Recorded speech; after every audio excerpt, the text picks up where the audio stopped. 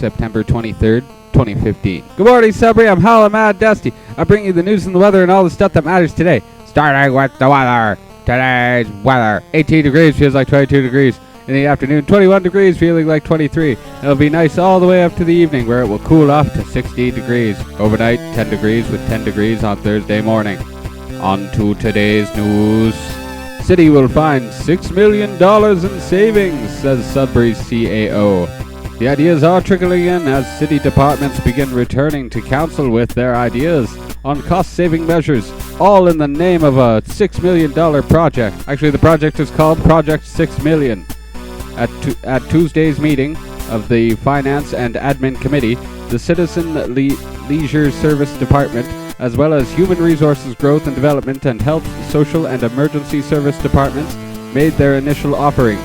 The total 2016 budget savings achieved to date from the four departments amounts to $1,800,000, staff wrote in a report and presented to Council on Tuesday. If the savings identified in items described in the routine management reports on this agenda having a value of $90,000 are all adopted by the Finance Committee, this yield will total a 2016 budget reduction of $1.9 million.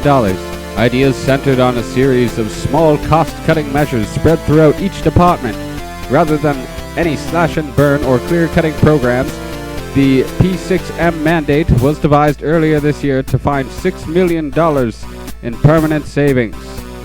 After the council dipped into the city's reserve funds to achieve Mayor Brian Bigger's campaign promise of a tax freeze.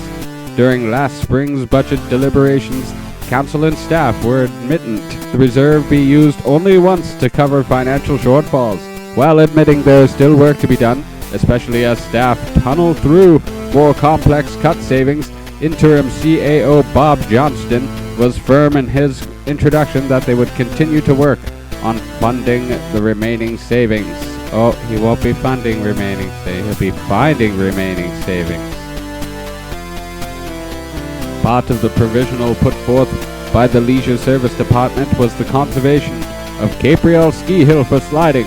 While repurposing the hill would save the city $35,000 annually in operating costs, Ward 7 Council Mike Jacobo asked his colleagues to defer the decision to a November meeting, as he believed shutting the hill down would constitute a service adjustment.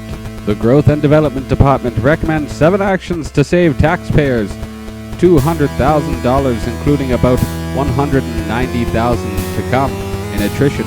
Finally, the Emergency Health and Social Service Department has managed to whittle $600,000 from its budget, including $294,000 from attrition, the details of which were shared during an in-camera session and have not yet been made public. Anti-trade protested Friday. A proposed new trade agreement with Europe will benefit international corporations, but not ordinary Canadians, the Council of Canadians argues. To show their displeasure, the Sudbury chapter of the council plans to rally Friday at noon in front of the Sudbury Courthouse on Elm Street.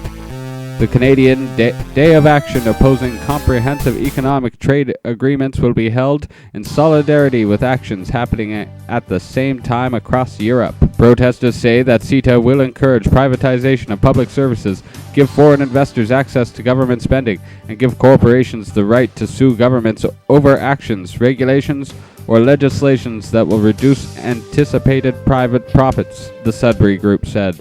It's called CETA's one-sided agreement. The purpose of the rally is to tell our government that Canadian citizens value our sovereignty, prosperity, and health over corporate interests. The federal governments, however, argue that CETA will give Canadian companies access to European markets, creating new opportunities and jobs.